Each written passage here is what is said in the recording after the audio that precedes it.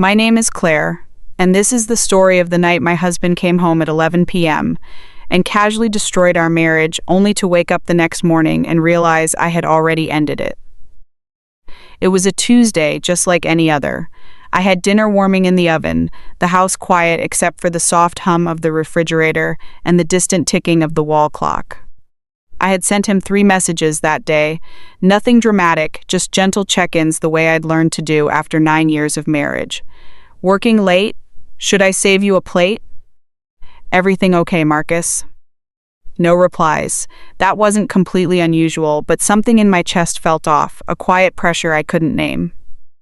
Then I heard the key turn in the lock, not softly, not carefully, just the usual casual click of a man walking into his own kingdom. Marcus stepped inside, shrugged off his jacket, and dropped it over the back of the dining chair like always. The sharp clatter of his keys hitting the table cut through the silence. He smelled like expensive cologne that wasn't his, mixed with something softer, another woman's perfume. He looked at me and smiled, not the warm, tired smile I used to love. This one was a smirk, loose, triumphant. "You know," he said, leaning against the kitchen counter, arms crossed, "I had a pretty great night." I didn't answer right away. I just set the plate I was holding down on the counter, carefully, like the exact placement still mattered. My hands were steady, my breathing was even. He waited a beat, then delivered the line he'd clearly rehearsed. "I just spent the night with my new secretary, and I'm going to do it again." The words hung in the air between us. I could hear the refrigerator humming louder now, the clock ticking, a car passing outside on our quiet suburban street. Normal sounds, grounding sounds. Most women in that moment would have screamed, cried, thrown something, asked why, but I had spent years learning that silence could be the loudest response. Once, small calm. "Okay," I said softly. Marcus laughed under his breath, like he couldn't believe how easy this was. "That's it? No questions? No scene?" I turned back to the counter and started clearing the untouched food. "What would you like me to say, Marcus?" He stepped closer, studying my face, waiting for the explosion he'd prepared for. When it didn't come, confusion flickered across his features. I looked at him then, really looked. The slightly loosened tie, the faint lipstick smudge he hadn't noticed near his collar, the way he carried himself, like a man who believed the world still revolved around him. Inside something shifted, not heartbreak, not yet, just clarity, cold, quiet clarity. If you've ever been in a moment where someone you loved handed you the truth on a silver platter, expecting you to fall apart, you know exactly how heavy that silence feels. Type the word calm in the comments if you've ever held yourself together while your world was burning. Because that night, as I stood in our kitchen watching my husband smirk about his affair, I wasn't breaking. I was deciding. And by morning, he would understand that the woman he thought he could casually hurt had been preparing for this moment longer than he could imagine. The rest of that night, I moved through the house like a ghost in my own life. I finished cleaning up. I told him to get some sleep. He went to bed thinking he'd won, that his confession had put him back in control. He had no idea I was already 3 steps ahead. This is how a quiet woman ends a loud marriage. That night, after Marcus went to bed, I sat alone in the kitchen with just the low light above the stove. The house felt different already, like it was holding its breath with me. I didn't cry. I didn't replay his words on loop. Instead, I let my mind drift back through the 9 years we'd built together, trying to understand how we had arrived at this moment. We met at a mutual friend's wedding in upstate New York.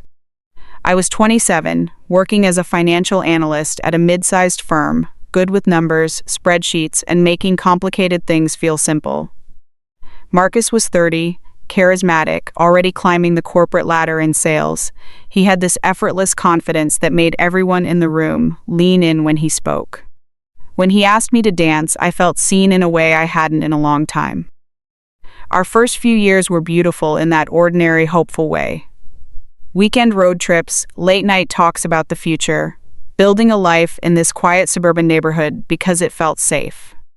I was the one who handled the practical side, mortgages, insurance, taxes, even planning his mother's surprise birthday parties. Marcus always said I was the organized one, like it was a cute compliment instead of a full-time unpaid job. But slowly, things shifted. After we got married, he encouraged me to scale back my career so I could focus on our home. I did. I told myself it was love, that supporting his rising career was supporting us. I took on freelance consulting from home, managed every bill, every investment account, every detail that kept our life running smoothly. Meanwhile, Marcus brought home the bigger paychecks and the stories about big deals and client dinners. If you've ever been the one quietly holding everything together while your partner gets all the applause, you know how easy it is to mistake being useful for being wanted. Type useful in the comments if that one stings a little. There were small warnings I brushed aside. The way he started coming home later, phone face down more often. The weekends he said were team building, but came back smelling like hotel soap and avoidance. I told myself marriage wasn't perfect. I told myself good wives were patient. I told myself a lot of things to keep the peace. One memory still sits with me. About 4 years ago, we were in the middle of refinancing the house. I had spent weeks organizing documents, meeting with the bank, making sure the numbers lined up perfectly. Marcus barely glanced at the paperwork before signing. When I tried to explain the details, he waved it off with a laugh. "That's why I have you, babe. You're better at this stuff." That night, after he fell asleep, I sat in our small home office, the one he rarely entered, and stared at the screen. That was the first time I opened a separate savings account in my name only. Not because I was planning to leave, just because something in me whispered that I should protect what I was building. I never told him. Why would I? He trusted me completely with the boring parts of life, and I let him. Because back then, I still believed love meant carrying more so the other person could carry less. But love shouldn't feel like carrying the weight alone, while someone else enjoys the view. Looking back now, I can see how I slowly became invisible in my own marriage. The woman who made sure the taxes were paid on time, who remembered his mother's medication schedule, who kept our credit score perfect so we could live in this beautiful house. I became the background, the foundation, solid, reliable, and taken for granted. Marcus wasn't cruel back then. He was just absent in the ways that mattered. He loved the version of me that made his life easier. But he never really saw the woman who had dreams of her own, who wanted to feel chosen, not just convenient. That Tuesday night, as I sat in the quiet kitchen replaying our story, I realized something important. The man sleeping upstairs hadn't suddenly become someone new. He had simply stopped pretending. And I had stopped pretending I didn't see it a long time ago. I stood up, rinsed my coffee cup, and walked softly down the hallway toward the office. The glow of the laptop screen welcomed me like an old friend. My fingers hovered over the keyboard for just a second. This wasn't the beginning of the end. It was the night I finally admitted the end had been coming for a while. And I was ready. The glow of the laptop screen in the home office felt like the only honest thing left in the house that night. As I sat there, the memories kept coming, not in dramatic floods, but in quiet, steady waves. I let them wash over me because I needed to see the full picture before I made my next move. There was one evening, about 2.5 years ago, that still lingers. We were at a company holiday party for Marcus's firm. I had spent the afternoon picking out a dress I thought would make him proud, helping him choose a tie, even printing out talking points for potential clients he might meet. At the party, he introduced me as my wife, the one who keeps me looking good. People laughed. I smiled. But later that night, while he was deep in conversation with a group of colleagues, I overheard one of the younger associates say something about his new assistant being exactly his type, sharp, ambitious, always laughing at his jokes. I told myself it was nothing, just office banter. But on the drive home, when I gently asked how he felt about the new team additions, Marcus brushed it off. "Jealous much," he teased, reaching over to squeeze my knee like it was all playful. I let it go again. If you've ever convinced yourself that the little red flags were just your imagination, because admitting them would mean too much change. You know how heavy that kind of silence becomes. Type red flags if you've ever ignored your own gut to keep the peace. Those small moments started stacking up. The late nights that became normal. The way his phone notifications were suddenly on silent. The weekends he claimed were for golf with clients, but came back without any new stories or sunburn. I noticed the distance growing, but I filled it with more responsibility. I took on extra freelance work to cover the increasing household expenses when his bonuses didn't come through as expected. I managed his mother's doctor appointments when she got sick, even though she had always treated me like I was temporary help rather than family.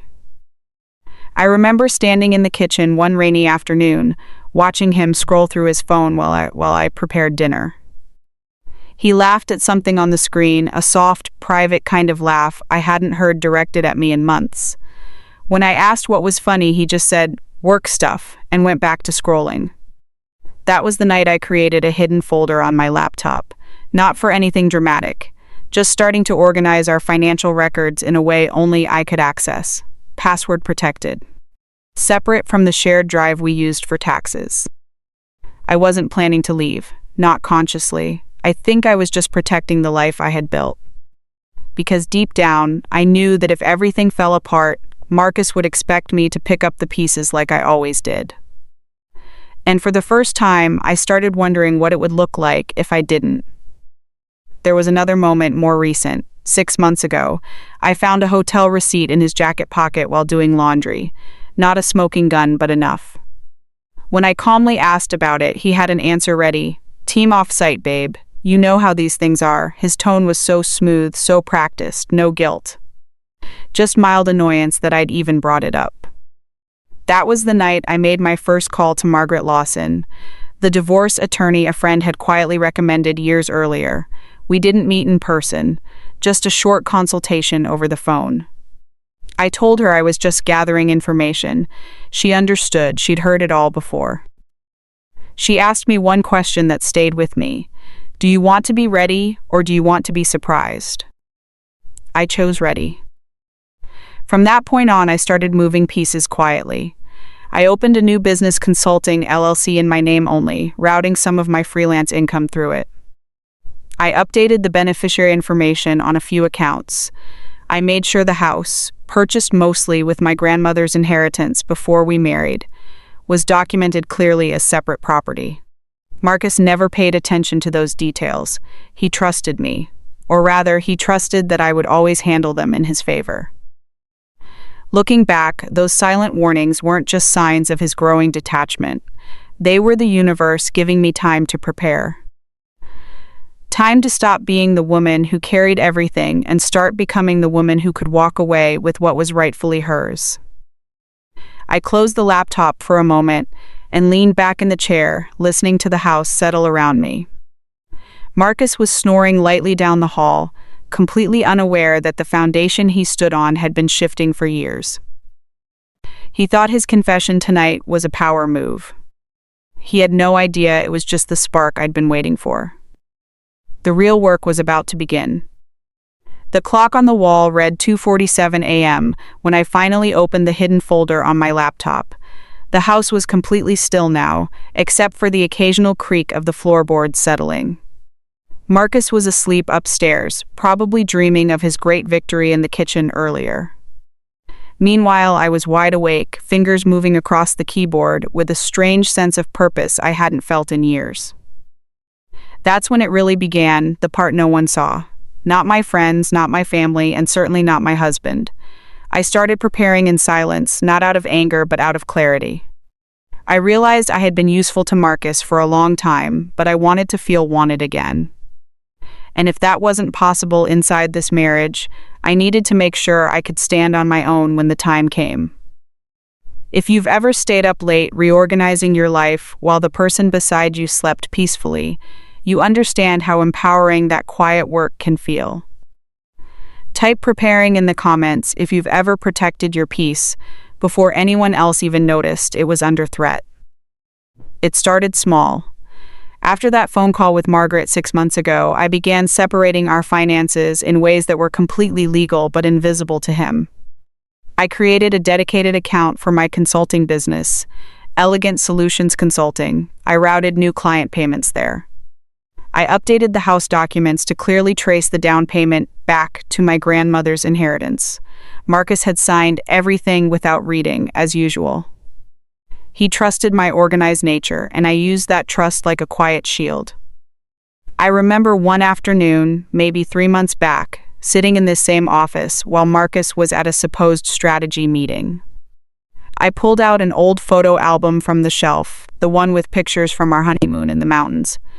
For a moment, I let myself feel the ache. We looked so hopeful back then. But then I closed it, set it aside, and opened my financial spreadsheets instead.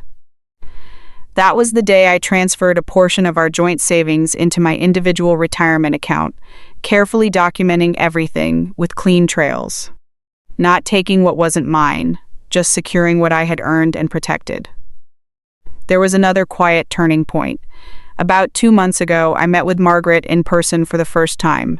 Her office was calm and professional, just like her. She reviewed what I had gathered and nodded slowly. "You've built yourself a strong position, Claire.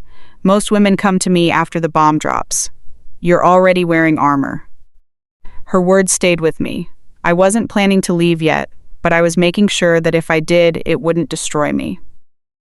I also started building something just for myself. My consulting business grew quietly. I took on more clients who valued my ability to simplify complex finances. Late nights, when Marcus was working late, I was on video calls, creating proposals, and watching my separate income stream strengthen. It wasn't about revenge. It was about remembering who I was before I became just Marcus's wife. Of course, there were moments of doubt. Nights when I would lie in bed listening to his breathing and wonder if I was overreacting. Maybe the distance was just stress from work. Maybe the perfume on his shirts was from a crowded elevator. But then I would remember the way he smirked in the kitchen, the casual cruelty in his voice when he told me about his secretary. Those memories kept me focused. I made sure everything was traceable yet private. Passwords changed. Documents backed up to a secure cloud only I could access. I even quietly updated my will and life insurance beneficiaries. Small steps, but each one felt like reclaiming a piece of myself I had given away too freely. By the time the clock hit 4 a.m. that night, I had exported statements, organized folders, and sent Margaret a quick, secure message confirming I was ready to move if needed. I leaned back in the chair, shoulders tense, but mind clear. The woman Marcus married, the one who handled everything without complaint, was still here, but she had grown wiser, stronger, ready. He thought his confession gave him control. What he didn't realize was that I had been quietly taking control back for a long time. I closed the laptop, stood up, and walked to the bedroom doorway. Marcus was still sleeping soundly, completely unaware that the life he took for granted was already being untangled with surgical precision. This wasn't panic, this wasn't rage. This was preparation. And it felt like the first honest thing I had done for myself in years. The next morning came too quickly, but I was already up by 6:15, moving through the house with deliberate calm. Marcus stumbled into the kitchen around 7:30, hair messy, eyes still heavy with sleep. He paused when he saw me dressed and composed, coffee already brewing. For a second, I think he expected tears or silence or some kind of emotional storm. Instead, I handed him a mug like it was any other Wednesday. About last night, he started, rubbing the back of his neck. I didn't look up from slicing fruit. "There's nothing to discuss right now, Marcus." He hovered, clearly thrown off by my even tone. This wasn't the reaction he had scripted in his head. He wanted drama. He wanted me to fight for him, to prove I still needed him. When I stayed quiet, he muttered something about being late for work and left without finishing his coffee. That day passed in a strange haze of normalcy. I ran errands, answered client emails, and kept the house exactly as it always looked. But inside, everything had sharpened. His confession wasn't a surprise, it was confirmation. Confirmation that the man I had supported for 9 years no longer saw me as a partner, but as a safety net he could step on while chasing excitement.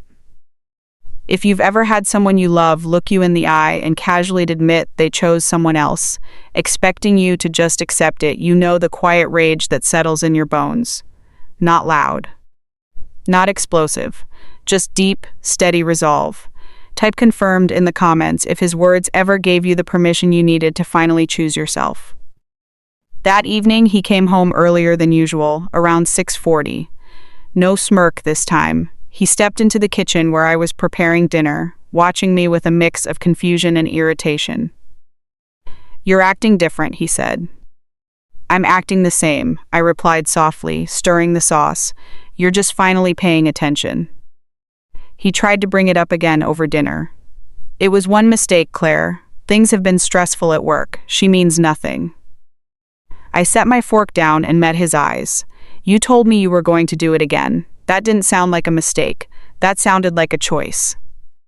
He leaned back, frustration building.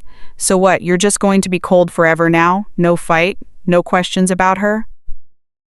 I almost smiled at that. He still didn't understand. The questions I had were no longer about her. They were about the years I had given him while slowly disappearing from my own life. I didn't need his confession to know the marriage was broken. I had known for a while. His words just removed the last bit of doubt I was carrying. Later that night, after he went to bed, I returned to the office. The confession had unlocked something in me, a final permission to move forward without guilt. I reviewed the documents again, double-checked transfers, and sent Margaret another message. This time it was clear. I'm ready to proceed. I thought about our life together while the screen glowed softly. The vacations I planned, the family events I hosted for his side, the way I celebrated every promotion like it was my own victory. I had poured so much into being the steady one, the reliable one, the one who never complained, and in return he had grown comfortable treating me as background noise. But that night, as I sat there, I felt the shift inside me. From the woman who stayed to keep the peace, to the woman who was finally ready to claim her peace. Marcus thought his confession gave him freedom. What it actually did was free me. I closed everything down around 3 a.m. and stood in the doorway of our bedroom for a long moment. He was sleeping peacefully, completely unaware that the woman lying beside him for years had already begun to walk away. This wasn't the end of our story yet. But it was the beginning of mine. After Marcus finally went to bed that night, the house fell into a deep, almost reverent silence. I didn't follow him. Instead, I walked back to the small home office, closed the door gently behind me, and let the soft blue glow of the laptop screen wrap around me like a quiet ally. This was no longer about reacting to his confession. This was about finishing what I had started years ago. I sat down and opened the folders I had carefully organized over the past months. Every document had a purpose. Every number told a story of quiet protection. I started with the joint accounts first, reviewing them one last time but not touching them yet. Those would come later, through proper channels. Instead, I focused on what had always been mine. If you've ever sat alone at 2 a.m. making decisions that would change your entire life while the person who hurt you slept peacefully down the hall, you know how strangely peaceful that kind of power can feel. Type quiet decisions in the comments if you've ever chosen yourself in the middle of the night. I transferred funds from my consulting business into my personal accounts. Clean, documented movements that no court could question. I exported statements, updated spreadsheets, and backed everything up to a secure drive only I could access. Then I opened the property file, the house. Our beautiful suburban home that Marcus loved to call his investment. But the truth was written clearly in the records. The down payment had come from my grandmother's inheritance, kept separate from the beginning. The mortgage was structured in a way that gave me primary ownership. Marcus had signed it all without reading, trusting me completely. That trust was now my greatest advantage. Around 3:30 a.m., I picked up my phone and sent Margaret a message. "Ready to proceed, urgent, can we meet first thing?" Her reply came within minutes. 8:30 a.m. I'll have preliminary documents prepared. Bring everything. I allowed myself one small, steady breath, no tears, no second guessing, just the calm certainty that comes when you finally align your actions with the truth you've known for a long time. I thought about the woman I had been, always planning, always preparing, always making sure everyone else was okay. Marcus never asked about the late nights I spent organizing our life. He never wondered how the bills got paid or how the investments grew. He just enjoyed the results. And for years, I let that be enough because I believed that was what love looked like. Supporting him so he could shine. But love isn't supposed to make you invisible. It isn't supposed to turn you into the reliable background while someone else chases excitement elsewhere. I moved through the office with quiet efficiency, gathering physical documents into a folder I would take with me in the morning. Old tax returns, property deeds, business records. Each paper felt like another piece of armor I was putting on. By 4:45 a.m., everything was in place. I stood up, stretched the stiffness from my shoulders, and walked silently to the bedroom doorway. Marcus was asleep on his side, breathing deeply, completely unbothered. For a moment I just stood there, looking at the man I had once loved with my whole heart. There was no anger in that gaze anymore, only distance. The kind of distance that settles in when someone shows you exactly who they are and you finally believe them. I turned away and went back to the office one last time. I wrote a short note to myself on a piece of paper. This is not the end. This is the beginning of choosing me. Then I deleted it. I didn't need reminders. The decision was already made. As the first hints of dawn started to lighten the sky outside, I felt something shift inside me. Not relief yet, but readiness. The long night of quiet decisions had done its work. I had prepared the ground. Now it was time to plant the seeds of a new life. Marcus thought he had shaken our marriage with his confession. What he didn't know was that I had already rebuilt my foundation underneath it, stronger, separate, and ready to stand without him. I closed the laptop, turned off the light, and sat in the darkness for a few final minutes. The house was still. My mind was clear. Tomorrow, today, actually, everything would start to change. And I was ready for it. The morning light filtered through the curtains, softer than usual, or maybe it just felt that way because everything inside me had already shifted. I was up at 6:15, moving through the house with quiet purpose, shower, simple black blouse and slacks, coffee, a light breakfast I barely touched. By the time Marcus came downstairs around 7:20, I was already dressed and composed, my bag by the door with the thick folder tucked inside. He paused in the kitchen doorway, squinting against the light. "You're up early." "I have somewhere to be," I replied evenly, rinsing my mug. He glanced at the clock, then back at me. "Work?" "Something like that." I kept my voice neutral, almost gentle. There was no need to give him more, not yet. He opened the fridge, stared inside without really seeing, then closed it. I could feel him searching for the right words, the ones that would pull me back into the familiar pattern. Me reassuring, him minimizing. But I didn't offer any bridge. I picked up my bag and headed for the door. "Hey," he called after me. "We'll talk later, right?" I stopped, turned slightly, and met his eyes. "Yes, we will." The drive to Margaret's office felt strangely peaceful.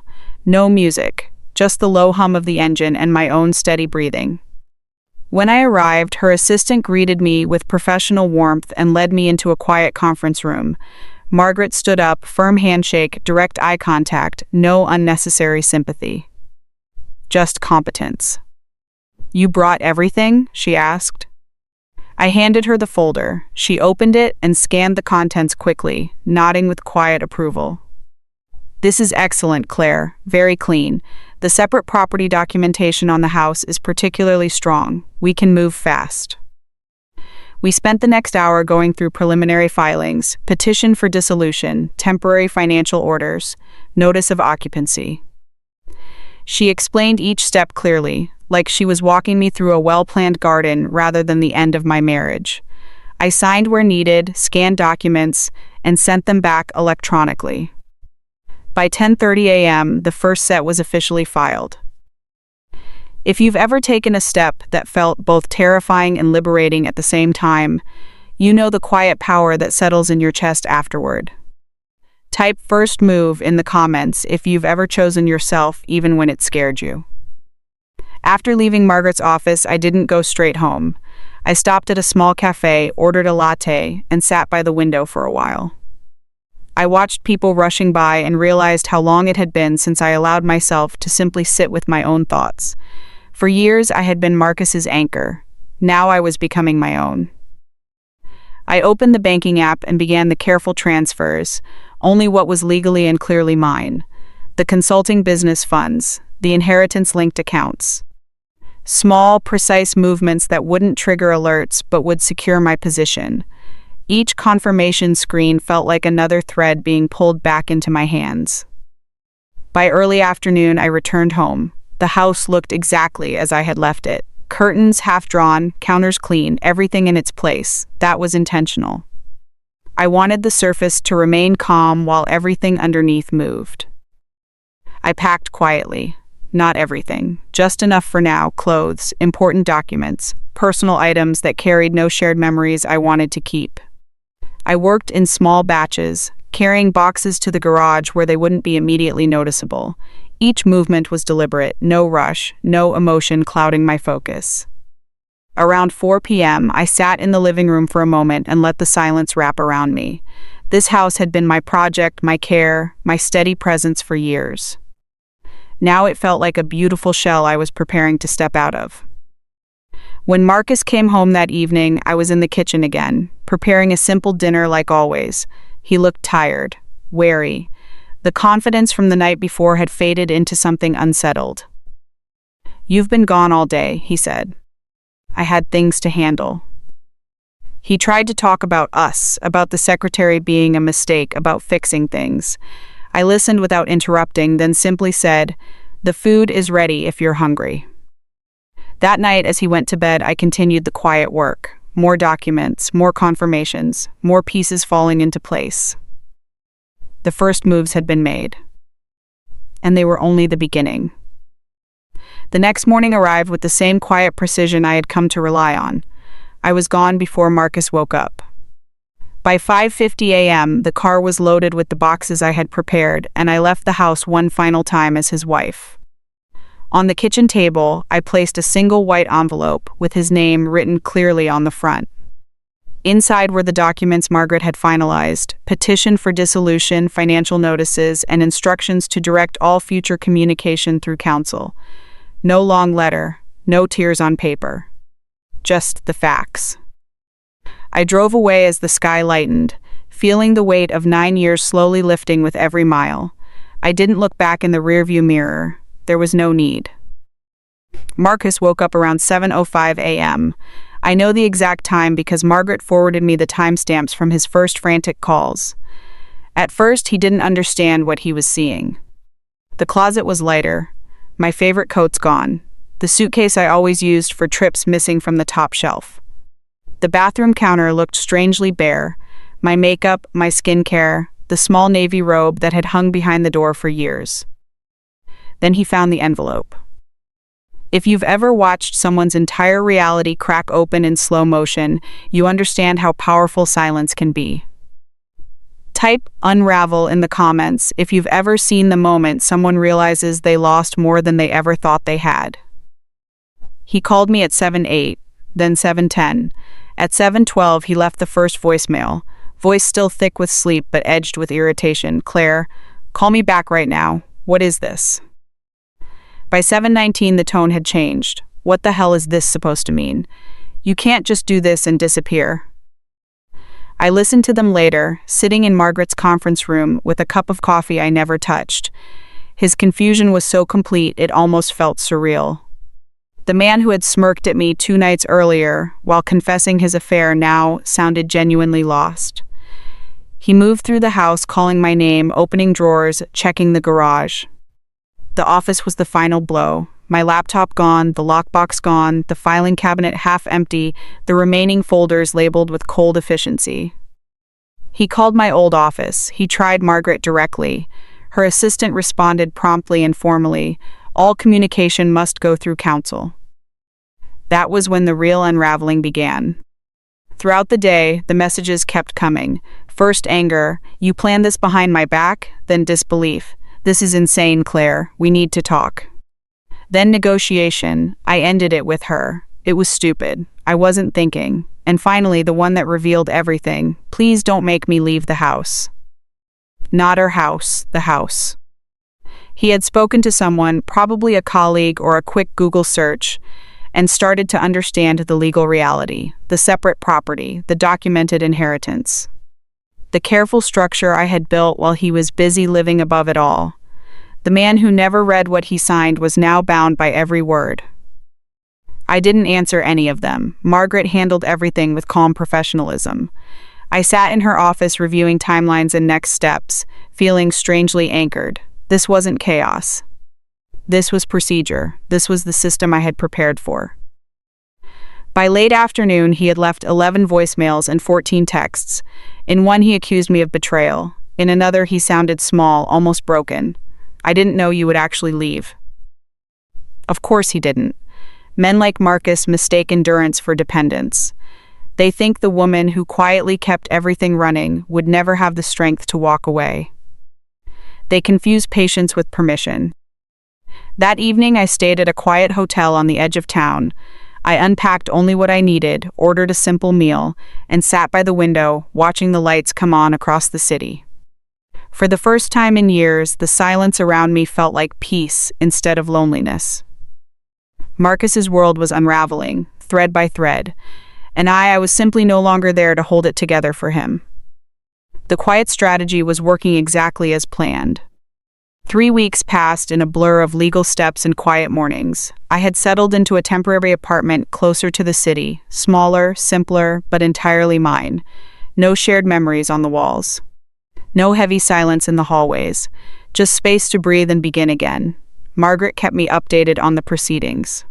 Marcus had contested a few things at first, as expected, but the paper trail held strong. Every document, every transfer, every signature told the truth I had carefully preserved. Then came the message through the lawyers. He wanted a brief in-person exchange for some remaining personal items. Margaret advised against it, but I said yes. Not because I needed closure from him, but because I wanted to see who he had become without the mask. We met in a quiet parking lot outside a neutral office building. Late afternoon light stretched across the pavement. I arrived first and waited. When his car pulled in, he stepped out slowly. The confident man who had smirked at me that Tuesday night was gone. His shoulders were slightly rounded. His clothes were neat, but lacked the usual careless swagger. There were shadows under his eyes. "Claire," he said, voice quieter than I remembered. "Marcus." We stood there for a moment with the space between us feeling heavier than any argument we'd ever had. He opened his trunk and pulled out 2 boxes, some clothes, books, and a few small things I had left behind. He had packed them carefully, almost gently. I loaded them into my car without ceremony. If you've ever faced someone who once held your heart and realized the power dynamic had completely flipped, you know how surreal that moment feels. Type closure in the comments if you've ever had to say goodbye to a version of your life you thought would last forever. "I didn't know," he said finally, leaning against his car. "I didn't know things had gotten that bad. I thought you were fine." I looked at him steadily. "I was capable, Marcus. That's not the same thing as being fine." He ran a hand through his hair, exhaling sharply. "I messed up, badly. I ended it with her the same day you left. I said stupid things because I was arrogant. I thought you'd always be there." "You were thinking exactly what you believed," I replied calmly.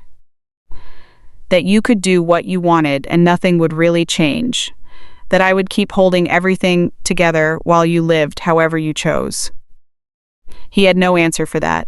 The silence stretched between us, broken only by distant traffic. For the first time in our marriage, he seemed to truly see me, not as the reliable wife, not as the background support, but as a woman who had decided her own worth.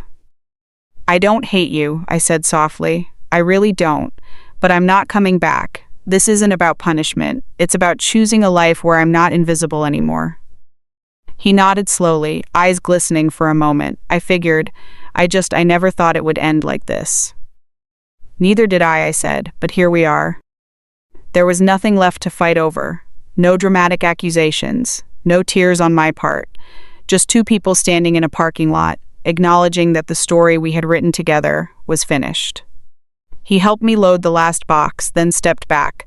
I closed the trunk, got in my car, and drove away without looking back. That meeting was the final thread. After it, the divorce moved forward cleanly. The house stayed with me as planned.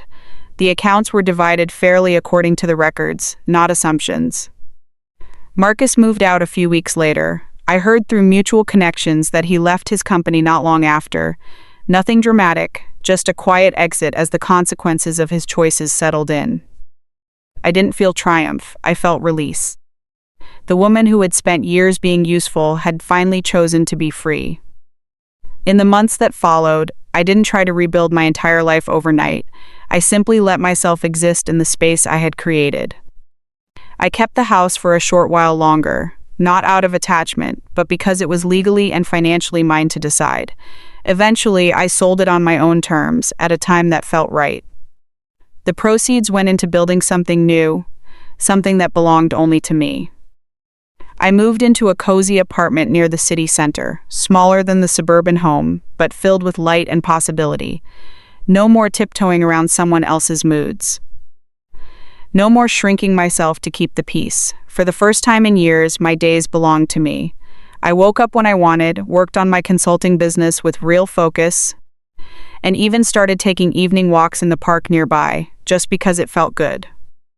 If you've ever walked away from something that once felt like your whole world and discovered you were never truly lost, you know the quiet kind of healing that follows.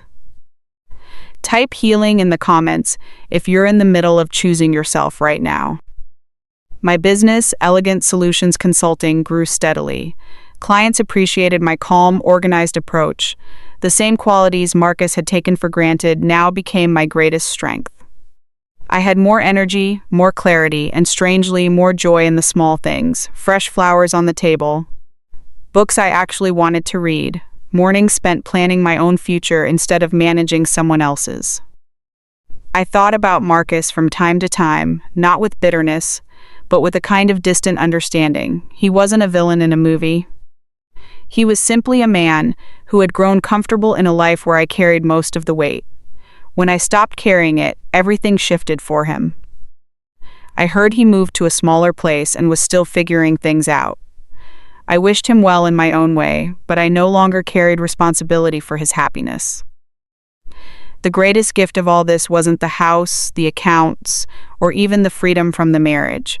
It was remembering who I was before I became someone's convenient foundation. I started seeing friends again, traveled a little, and even took a painting class just for fun. Little by little, I was becoming the woman I had quietly protected all those years. If there's one thing I want you to take from my story, it's this. Your calm is not weakness. Your silence is not permission. And the person who has been holding everything together is also the person strong enough to let go when it's time. You don't have to burn everything down to start over. Sometimes the most powerful move is the quietest one, preparing in silence, choosing with clarity, and walking away with dignity. So if you're listening to this and you're in a situation where you feel invisible, where your efforts are taken for granted, or where you're scared to choose yourself, know that you are not alone. You are capable. You are worthy of a life that sees you fully. Take the time you need. Prepare quietly if you must. But when the moment comes, choose you. Thank you for sitting with me through this story. If it resonated, drop a comment, share it with someone who might need it, and remember, the strongest endings often begin with the softest decisions.